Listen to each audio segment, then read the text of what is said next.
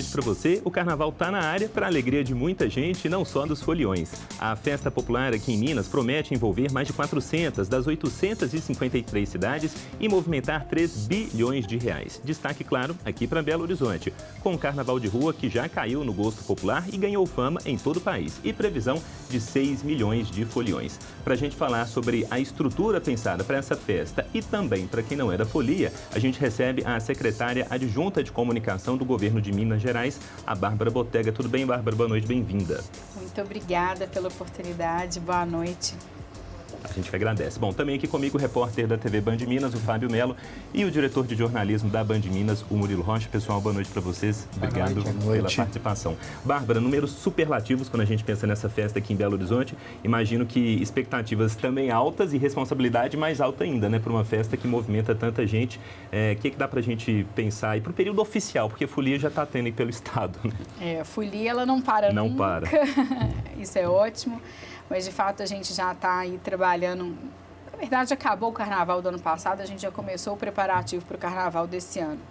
Obviamente que tudo nasce de uma manifestação espontânea da cultura, mas para que a festa seja bonita de verdade, para que a gente consiga ter a qualidade e a tranquilidade que a gente precisa para poder ter um carnaval e um evento que de fato movimente a economia e que de fato alegre as pessoas, a gente precisa de um preparo muito grande, de um time inteiro dentro do governo do estado e obviamente de outras estruturas, de parcerias de toda a ordem. Então, começou absolutamente no dia seguinte do carnaval do ano passado, toda uma orquestra, obviamente com direcionamento muito claro do nosso governador Romeu Zema, especialmente do nosso vice-governador, o professor Matheus, que ele coordena toda essa parte de transversalidade mesmo entre todas as secretarias e a gente começou tem muito tempo e agora é que... O bloco vai para a rua, né? Agora o bloco vai para a rua, literalmente, todos muito animados, com a expectativa realmente alta. O investimento, obviamente, que é muito alto, mas a gente sabe que o retorno ele é ainda maior para o cidadão, no final das contas. Só para não perder esse ponto, quando você fala em investimento do Estado, dá para a gente falar em quanto, assim? A gente... São números muito altos e em diversos setores diferentes. A gente tem desde mais de 15 milhões de reais em leis de incentivo, em verbas incentivadas, que a gente faz o aporte direto a projetos culturais, tanto em Belo Horizonte como no interior. A gente fala, por exemplo, de um custo, de um efetivo da polícia que ele tem que se deslocar, ele tem que vir para Belo Horizonte, onde, obviamente, onde a demanda hoje em dia é ainda maior. Então, imagina que absolutamente 100% da tropa da Polícia Militar, Civil, Corpo de Bombeiros está na ativa no Carnaval, não tem ninguém de folga, uma hora eles vão ter que folgar, obviamente que isso impacta no orçamento e a gente tem um extra pensado para isso, eles têm que se hospedar em Belo Horizonte, enfim, tem toda uma questão de diárias que são feitas e isso a gente estima em mais de 4 milhões de reais a mais de investimento, especialmente para esse setor, além de verba direta, né? A gente tem um incentivo à sonorização em Belo Horizonte, propiciando uma infraestrutura melhor dentro do Carnaval, em 3 avenidas sonorizadas. Só aí a gente está falando de mais 12 milhões de reais, já incluindo outros tipos de infraestrutura, como banheiro também. Foi um pedido da própria Prefeitura da Belo Horizonte que a gente colocasse mais banheiros na cidade. Foi uma dor do ano passado, então esse ano teremos 30% a mais de banheiros. Então são mais 12 milhões de reais. Nós investimos muito forte em mídia, em marketing. Ano passado começou, acho que todo mundo deve lembrar, que deu uma viralizada na nossa campanha de carnaval. Esse ano seguimos no mesmo tom, com uma ousadia talvez um pouco maior, eu não sei se todo mundo viu, mas o carnaval é bom, o de Minas é bom demais, então com um bom humor a gente atingiu várias outras praças, então já é uma outra cifra bastante significativa, que obviamente que para a gente impacta, a gente fala de milhões, né? Todo mundo fala assim, nossa, 1 milhão já é dinheiro demais, e é dinheiro demais mesmo, a gente com responsabilidade e estratégia entende disso, mas também é interessante a gente pensar que tudo isso que a gente investe ainda não chega no valor de investimento de uma única escola de samba no Rio de Janeiro. Então, a gente consegue, de uma maneira bastante inteligente, bastante estratégica, alcançar números absolutamente estratosféricos quando a gente entende o retorno que isso tem para a população como um todo. Ô, Bárbara, quando você citou a Polícia Militar aí, eu queria saber o seguinte, um dos motes do Carnaval aqui de Belo Horizonte é a questão da segurança. Parece que o Estado está investindo com novidades nesse ano e quer realmente transformar o Carnaval. Uma das pegadas dele é ser talvez um dos carnavais mais seguros do Brasil. Essa é a ideia que o governo quer vender e é isso que ele está investindo na tecnologia da segurança? Sabe o que é bom? É quando o produto é bom, a gente vende fácil, porque na verdade ele é fato. É o carnaval mais seguro do Brasil por números e apurações que já foram feitas, isso historicamente falando, obviamente. Tanto que na pesquisa que foi feita no carnaval do ano passado, 86% dos foliões se disseram sentir absolutamente seguros dentro do carnaval, especialmente de Belo Horizonte. Esse é um número muito significativo, sobretudo para uma festa de rua popular, tradicionalmente com uso de bebidas, em que as coisas tendem a não acontecer, talvez, da maneira mais ideal possível. Então, a gente conseguir um número de 86% de sensação de segurança é muito relevante. E o nosso papel, obviamente, é de que essa marca ela perdure, que a gente continue assim. Para vocês terem uma ideia, a gente, ano passado, diminuiu em 47% o número de furtos de aparelhos celulares. Então, queremos que continue nessa pegada, né, de decréscimo, de queda de furtos e de qualquer outro tipo de relação que envolva segurança pública. Para isso, a gente tem todos esses homens que a gente já falou que vêm para Belo Horizonte e a gente também tem o uso de tecnologia. Teremos drones falantes que interagem com os foliões dentro dos blocos.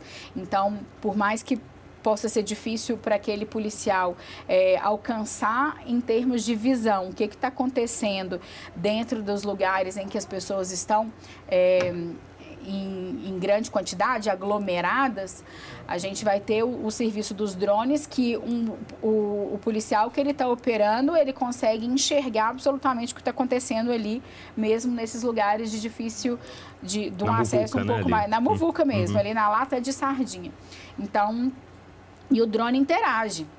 Então, se ele entende que tem alguma coisa acontecendo, ele fala na hora, interrompe, seja um caso de assédio, seja algum tipo de tentativa de furto de alguma coisa, né, de algum bem. Então, a gente vai ter os drones e a gente vai ter também um sistema que o nosso vice-governador falou recentemente sobre ele, desenvolvido pela própria Polícia Militar. Eu confesso que fiquei muito impressionada com a desenvoltura do sistema, que é de reconhecimento facial. E a ideia é deixar muito claro que nenhum tipo de bandido é bem-vindo no Carnaval de Belo Horizonte, em nenhum momento. Então, todas as câmeras do Olho Vivo, elas estão interligadas com a Polícia Militar e outras tantas câmeras da própria polícia que vão estar estrategicamente posicionadas na cidade de Belo Horizonte, com reconhecimento facial, identificando todos aqueles que têm mandado de prisão expedidos, seja por crimes contra a vida, seja por tráfico de drogas, seja até por pensão alimentícia. Então, aquele que está com mandado de prisão vai ser reconhecido pela Polícia Militar e vai fazer a recolha desse cidadão aí que está aí com as suas questões legais. A questão do assédio, que sempre é um problema do Carnaval, tem alguma ação especial, tem alguma campanha especial para a questão de proteção da mulher durante o Carnaval? O governo de Minas, ele sempre teve a proteção das mulheres na sua mais alta conta. A gente tem o protocolo Fale Agora, né, que é para, de fato, tentar encorajar as mulheres, seja em qualquer tipo de ambiente que elas sejam vítimas de assédio. Então, o protocolo Fale Agora, ele volta, obviamente, com a sua força total no ambiente do Carnaval. Os blocos foram treinados, capacitados para poder tentar atuar na mitigação do fato. Então, às vezes, o cantor está vendo ali de cima do trio alguma coisa que está acontecendo, ele já está treinado para qual tipo de ação que ele pode fazer para poder mitigar esse tipo de situação. Então, o governo do estado fez esse treinamento do protocolo Falha Agora com os blocos e também com bares e restaurantes. A Brasa é o grande parceira nesse sentido, com o mote do Sou Dona de Mim. Então a gente vai ter desde pulseiras a tatuagens que já fizeram muito sucesso no carnaval do ano passado. Elas voltam para esse empoderamento mesmo das mulheres se sentirem acolhidas. A gente tem a Sala Lilás dentro das delegacias de polícia do estado para o melhor acolhimento do público feminino. Então, a gente obviamente que trabalha para não ter o assédio, mas que também, se tiver, que a mulher se sinta acolhida bastante, forte o bastante para poder falar e encerrar esse tipo de conduta. Bárbara, ainda dentro do Carnaval de BH, durante muito tempo o governo se preocupou mais com o Carnaval no interior do que com o Carnaval na capital. Esse cenário vem mudando nos últimos anos e o governo de Minas tem tido uma participação importante nessa folia que acontece por aqui, junto com esse crescimento que tem sido substancial. Eu queria que você comentasse um pouquinho sobre esse modelo de parceria que foi criado, como que ele está se dando, se hoje ele é mais tranquilo, se vocês estão conseguindo desenvolver ações junto com a Prefeitura de Belo Horizonte. Bem, não é que o governo de Minas não olhava para o Carnaval de Belo Horizonte antes. Vamos lembrar que, assim, falando de gestão Romeu Zema, né? A gente passou aí por um primeiro ano, logo depois veio pandemia, então não tivemos carnaval em alguns desses anos, então não existia nem a possibilidade de olhar para Belo Horizonte ou para fora. E a gente, de fato, tinha uma dificuldade da entrada em Belo Horizonte quando do antigo, né, da antiga prefeitura não existia uma aproximação muito saudável, apesar de sempre estar de portas abertas para poder ajudar no que fosse possível. Ex-prefeito Calil, que a gente está falando. Ex-prefeito Calil, exatamente. Então, em 2023, ainda na gestão do Calil, veio um grande problema que era a falta de patrocínio, né, na cidade, então não tinha verba privada, os blocos todos em completo desespero no mês de janeiro, pedindo socorro para o estado. Imagina, isso era janeiro de 23, vindo do pandemia, né, que a gente já não conseguia atuar muito. E, por exemplo, a CEMIG tentou fazer o patrocínio, fez o patrocínio de vários dos blocos de Belo Horizonte, já apoiava, como sempre apoiou e continua sendo a maior patrocinadora cultural do estado de Minas Gerais, então várias iniciativas pelo interior afora, e tentou fazer isso em Belo Horizonte e foi multada. O mesmo aconteceu com a Copasa, com a Gasmig, que tentava fazer algum tipo de melhoria mesmo no carnaval e teve a multa recebida por parte do Poder Público Municipal. E graças a Deus o cenário mudou ano passado, a gente fez todo mundo lembra que o prefeito Fuad, junto com o governador Romeu Zema, assinaram um protocolo e que permitiu, de fato, que recursos fossem destinados aos blocos de Belo Horizonte, sem essa possibilidade de aplicação de penalidade por qualquer motivo que fosse. Então, começou assim, ano passado, começou muito bem com o prefeito Fuad. Obviamente que num primeiro momento, muitos desafios foram sendo vencidos no decorrer do próprio carnaval. E eu tenho para mim que esse ano a gente superou em muito alguns dos obstáculos que a gente enfrentou no ano passado. O prefeito Fuad eu estive pessoalmente com ele, junto com o secretário Leônidas, no dia 22 de novembro, e ele fez um pedido muito claro que fosse o carnaval mais feliz. Mais uma vez, contando com o apoio do Estado para a gente crescer a estrutura do carnaval e a gente construir isso junto. Logo depois, ele foi internado justamente nessa madrugada e a gente aí deseja as melhoras para ele, a pronta recuperação do prefeito, que com certeza foi parte fundamental para que isso acontecesse e a gente tivesse a abertura que a gente sempre quis ter com o Carnaval de Belo Horizonte. O governo sempre participou. As forças policiais, obviamente, são do governo do estado. A questão da saúde, predominantemente, é uma questão que o estado toma conta. Então, o trato, né, imobiliário da mobilidade urbana com a região metropolitana também. Então, a gente sempre esteve no carnaval, talvez aquilo não tinha sido muito bem divulgado e que foi possível ser feito a partir do ano passado, inclusive com as 2 avenidas sonorizadas que a gente começou ali. E aí o prefeito em exercício agora, Álvaro Damião, entendendo do diálogo com uma diretriz muito clara do nosso vice-governador, professor Matheus, sabendo da importância dessa parceria, a gente conseguiu estreitar ainda mais esse vínculo, fazendo agora, colocando o Estado como correalizador do Carnaval de Belo Horizonte. Então, acho que isso foi um ganho muito grande. E eu só tenho a agradecer a confiança, tanto do governador Romeu Zema, como do professor Matheus, de coordenar todas essas ações. Tá, só para a gente não perder aqui com relação às datas, 23 já era o prefeito Fuad, porque o Calil saiu em 22 para o governo do Estado, aí em 23... Mas é porque foi muito rápido, né? E chegou para a gente a solicitação no comecinho do ano, em janeiro de 23. Não teve tempo hábil nem para fazer algum tipo de construção. Não, entendi. Muito ainda do Calil enquanto prefeito ali, vamos falar assim. Exatamente, acho que ele estava ali no outro Agora, cenário. Bárbara, você falou dessa questão das avenidas sonorizadas, que você falou que esse ano vai ter, inclusive, outro nome. Só para a gente relembrar, a Avenida dos Andradas e quais? Avenida Amazonas e agora? E agora a gente ganha a Avenida do Brasil. Então, nós teremos... Agora a gente está fazendo um trabalho de mudar o nome, que todo mundo fica na Avenida Sonorizada, mas é um nome muito técnico, né? Sim. Vamos combinar que a gente merecia um nome mais bonito. Agora a gente está chamando de Via das Artes.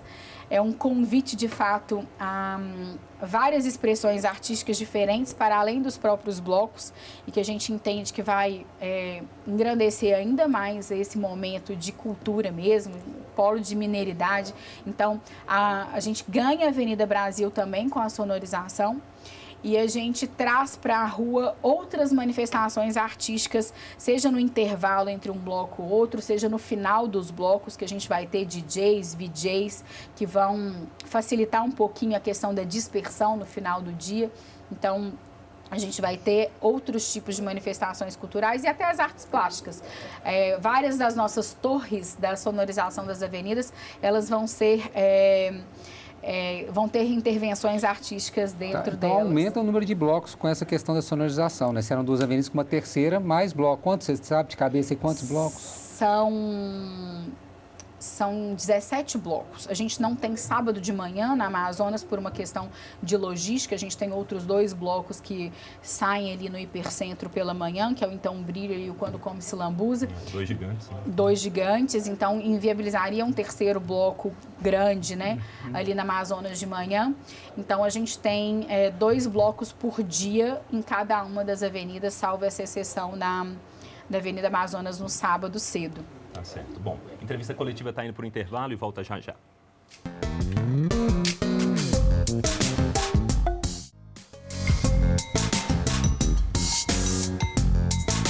De volta com a entrevista coletiva que fala sobre a festa do Carnaval aqui em Minas Gerais. A gente recebendo a secretária adjunta de comunicação do Governo do Estado, a Bárbara Botega, e o Fábio Melo abre esse bloco. É isso, Bárbara. O governo fala muito sobre trazer turistas para as nossas montanhas, cachoeiras, e o Carnaval tem esse outro lado também, inclusive com o interior, que também sempre foi muito forte. Vocês falam em arrecadar, expectativas de arrecadar aí 6 bilhões com turistas e movimentação no Carnaval. Tem iniciativas voltadas para esse lado também, para esse turista que está fugindo da folia e quer descansar em Minas Gerais? Claro, a gente tem, só para a gente pontuar bem, não é arrecadação de 6 bilhões de reais, a gente fala de movimentação econômica, mais ou menos assim... Setor público e privado, né? Quando a pessoa que está em casa, para entender bem, quanto mais ou menos que você acha que você vai gastar? Olha, eu vou gastar tanto no hotel, se eu vou ficar no hotel ou não, eu vou ficar na casa de um parente, quanto que eu vou gastar, qual que é a minha expectativa de gasto médio por dia com alimentação fora do lar, ou se eu vou fazer compra no supermercado, transporte coletivo, qual que é o tipo de transporte que vai utilizar, a gente faz essa média da movimentação econômica, do que a nossa economia está girando durante esse período. Então, é muito bonito da gente ver que o Carnaval é absolutamente democrático enquanto festa, enquanto folia, e também enquanto geração de emprego e renda e oportunidade, que a gente pensa que tem desde o ambulante, o catador de papel, o bar, o restaurante, e quem produziu o setor alimentício, quem estava ali atrás, a senhorinha que faz o bolo, que leva para a pousada que está lotada. Então, São mais de 70 setores produtivos que são beneficiados dentro quando a gente faz essa análise de impacto econômico, né, quando a gente pensa assim no carnaval. Porque se não fala arrecadação, parece que o Estado está querendo arrecadar, né, com impostos e não é o caso, especialmente disso. Obviamente que aumenta a arrecadação, mas principalmente para os municípios, na verba de ISS, que é a prestação de serviços, e menos com outros, mas obviamente que é importante e a gente sabe que é uma renda crucial em diversos períodos que fazem muito sentido para a manutenção e a saúde econômica de todos esses setores que se comunicam. Então, assim, a gente tem a folia aqui de Belo Horizonte, a gente tende a ficar muito nela, mas a gente tem uma diversidade de paisagens dentro do estado de Minas Gerais que faz com que o nosso destino seja cada vez mais procurado, seja para o carnaval, seja em outros momentos. Então, eu acho muito interessante a gente pensar como é fácil de equilibrar isso, mesmo dentro da nossa capital. Então, se você está em Belo Horizonte, a gente está produzindo, o governo do estado está produzindo um panfletinho, um folderzinho, que é o BH Além da Folia, com todas as rotas de mercados, com tudo que tem de museus, de outras opções para aquelas pessoas que não aguentam curtir lá os 5 dias de batidão de bloco e que querem equilibrar aí suas atividades dentro da própria cidade. O mesmo a gente está fazendo para o interior. A gente pensa em Diamantina, e não tem como você pensar em Diamantina e não pensar em Milho Verde, que é ali logo do lado. Então tem a folia ali e quem quiser tem a cachoeira bem pertinho. A gente está aqui em Belo Horizonte, você chega à Serra do Cipó, você chega em Moeda, que tem outros atrativos muito bacanas. Então a gente consegue abraçar um público muito diverso no nosso carnaval. E que de fato expande isso para todo o estado. A gente tem desde cidades que optaram por um festival gastronômico. Patrocínio, por exemplo, escolheu fazer um festival do queijo durante o período do carnaval. E tantas outras produções culturais que estão sendo realizadas no estado como um todo. E a gente consolidou isso tudo, são mais de 450 municípios que nos mandaram essa programação e que a gente tem feito a divulgação sistemática deles de maneira bem estratégica também. O turista encontra isso num portal?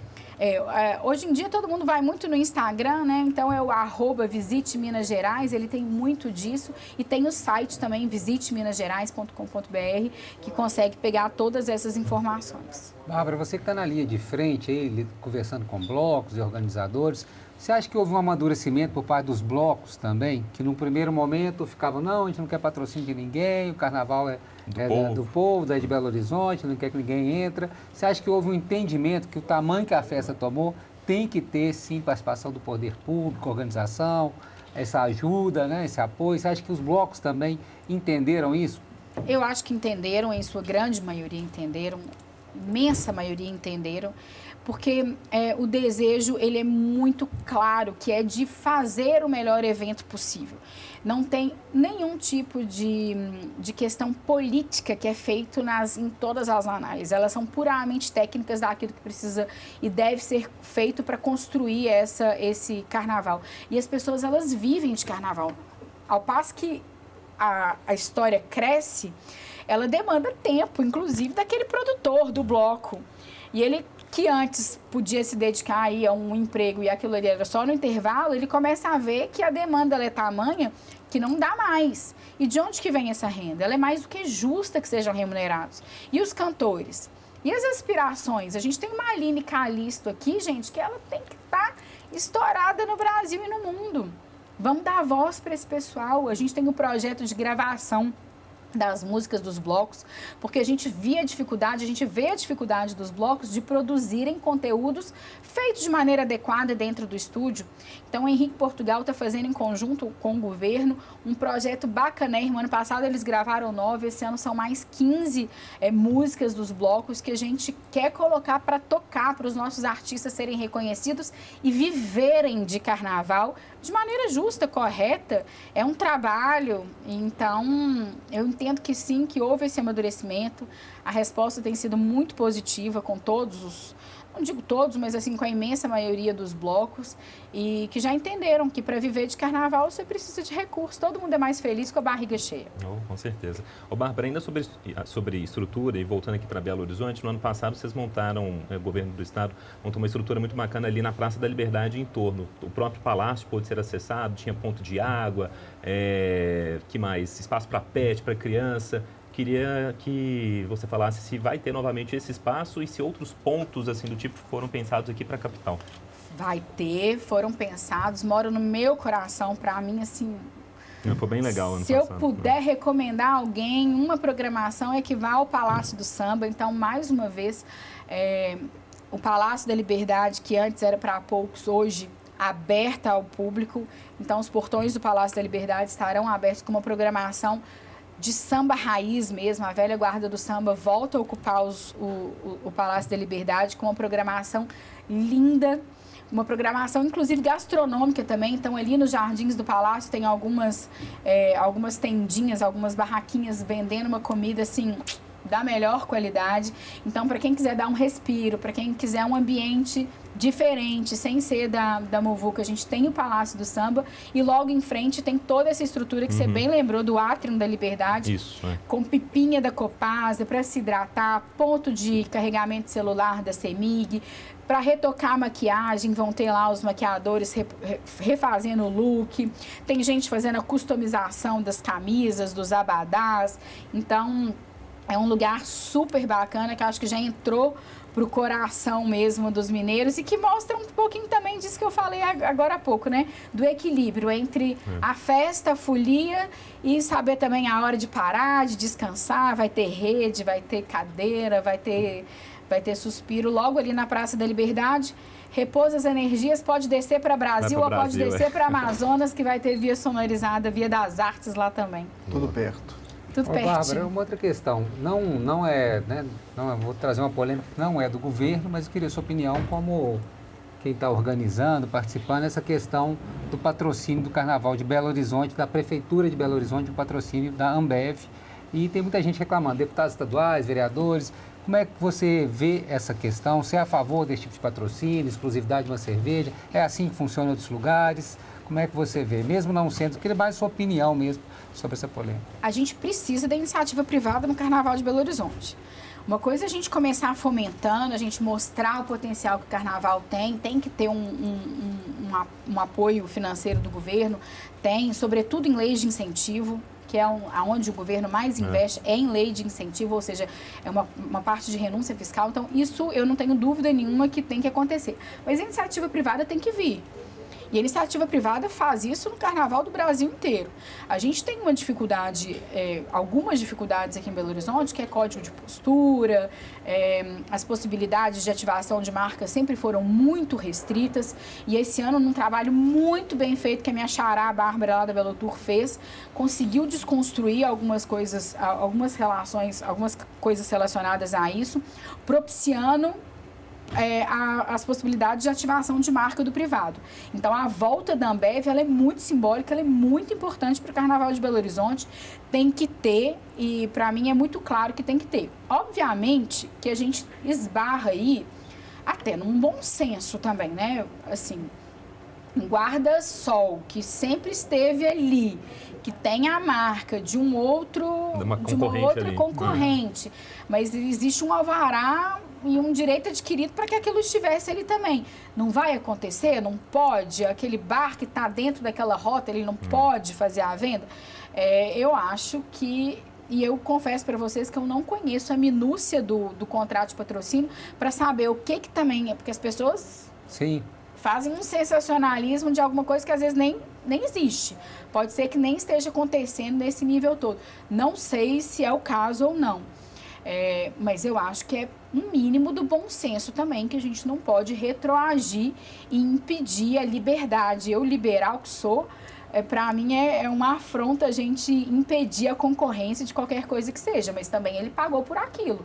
E a Ambev foi a única cervejaria que participou. Não foi nem que a outra perdeu, não. Ela nem mandou proposta. Então, talvez ano que vem ela pense um pouquinho, a gente tem uma disputa mais acirrada aí entre duas cervejarias e a gente consiga um patrocínio ainda maior para o carnaval. Então, assim, eu não tenho dúvida alguma que a chegada da Ambev ela é muito positiva, mas também a gente tem que entender até onde que o bom senso e o direito adquirido e a liberdade de concorrência, de venda, disso tudo, também não está sendo ferido com esse contrato. Te confesso que eu não sei a minúcia para saber como é que isso de fato e de direito, juridicamente falando, está acontecendo. Ô, Bárbara, você já falou sobre ano que vem, né? Vai que outra cervejaria, né? Outro patrocinador entra também. Aí vem uma dúvida. O Carnaval de BH, que é o maior do estado, o principal, é igual Coração de Mãe? Sempre cabe mais um? Porque recentemente a gente teve com o prefeito Álvaro Damião e falou, olha, para mim esse limite de 6 milhões de foliões, que é o esperado aqui para a capital, é isso, porque a cidade uma hora chega num teto de tudo, né? De habitação, estrutura mesmo, banheiro químico, polícia... enfim, de tudo, trânsito. Você acha que a gente está chegando no que seria um teto assim, do carnaval em BH? Acho que a gente está se aproximando disso, mas ainda não chegamos não. Acho que a gente vai saber isso depois das pesquisas realizadas para a gente entender o que teve de taxa de ocupação hoteleira não. E aí a gente entra num outro cenário que é de melhoria da infraestrutura e do ticket mesmo, para a movimentação econômica continuar existindo, senão decai, do mesmo jeito que o carnaval cresceu muito rápido, se a gente não tomar conta dele com muita atenção e cuidado, ele volta a cair. O sarrafo tem que estar lá sempre. Tem que estar sempre no alto. A gente tem que entender quais são os públicos e eu acho que para isso a gente está fazendo muita pesquisas técnicas para a gente entender aonde que a gente tem que atuar para saber se a gente vai focar em mais turistas ou se a gente vai focar em melhores turistas, digamos assim, ou que estejam aptos a consumir um pouco mais dentro do carnaval. Dá tempo mais uma pergunta, Lucas? Dá sim. Eu queria que você falasse um pouco desse público, dessas pesquisas que vocês fizeram, né? Vocês fizeram muita mídia fora do estado também para trazer esse turista, né? De tirar de outros carnavais, vamos dizer, para vir para o carnaval de BH. Já tem esse mapeamento? Assim, qual que é a expectativa em termos percentuais aí, turista interno, turista fora do estado? Quem está vindo, né? Pra cá? Quem está vindo? Quem é esse folião? Eu acho muito legal porque o mineiro ele tem amor ao próprio estado, né? Você pode ver brasileiro ele fala mal do Brasil, mas o mineiro não fala mal de Minas Gerais. E eu acho que ele já absorveu esse conceito do carnaval aqui e ninguém quer ir embora de Minas Gerais do carnaval mais não, tá? A gente teve uma pesquisa agora que parece que 70% dos mineiros querem passar o carnaval em sua própria cidade. É um dado interessante. E alto, né? É alto e interessante. Então, a gente não está exportando turista mais. Se antes a gente tinha muito voo saindo daqui e indo para a praia, indo para outros lugares, a gente está agora mantendo aqui, então a economia ela também está girando, porque também é turismo e também é consumo quando você sai de casa e vai pro bloquinho, você pega o táxi, você pega o Uber, você come fora, ou você vai no próprio supermercado para fazer um churrasco na sua casa com os seus amigos. É movimentação econômica saudável também, senão você estaria gastando esse dinheiro fora do estado de Minas. Então, é interessante a gente ter esse dado. Mas a gente já observou alguns movimentos. Por exemplo, ano passado, os chilenos foram os turistas internacionais que mais vieram para o Carnaval de Belo Horizonte. E a gente já está conseguindo esse posto de ser o segundo Carnaval. O terceiro em números de turistas estrangeiros no período do Carnaval é Belo Horizonte já. Está atrás de Rio e Salvador, provavelmente. A gente está atrás de Rio e São Paulo. Por isso que eu acho que nós somos o segundo, porque esse turista estrangeiro que vem para o período de Carnaval para São Paulo, ele não está vindo para o Carnaval de São Paulo. Sim. Ou ele desce em Guarulhos ali e ele espalha para algum outro lugar, ou ele está vindo por alguma outra questão econômica, financeira. São Paulo é São Paulo e por coincidência aquilo ali era o período de carnaval. Então eu entendo que a gente já está aí nesse segundo lugar em atração de turistas estrangeiros, mas Brasília e São Paulo continuam sendo os nossos maiores emissores internamente no Brasil para cá, Salvador e Recife também. Brasília e São Paulo? Vamos encerrar, infelizmente? Está na hora. Entrevista coletiva. Vamos pular carnaval. Vamos pular carnaval e a gente vai falar muito sobre isso aqui na programação da Band também. Entrevista coletiva fica por aqui, agradecendo a participação da Bárbara, também ao Fábio, ao Murilo, que estiveram aqui comigo e, claro, obrigado a você aí de casa. Você pode rever este e outros programas no nosso YouTube, na página Band Minas. Para você, boa noite, bom fim de semana e se você já é de carnaval, bom carnaval para você. Até.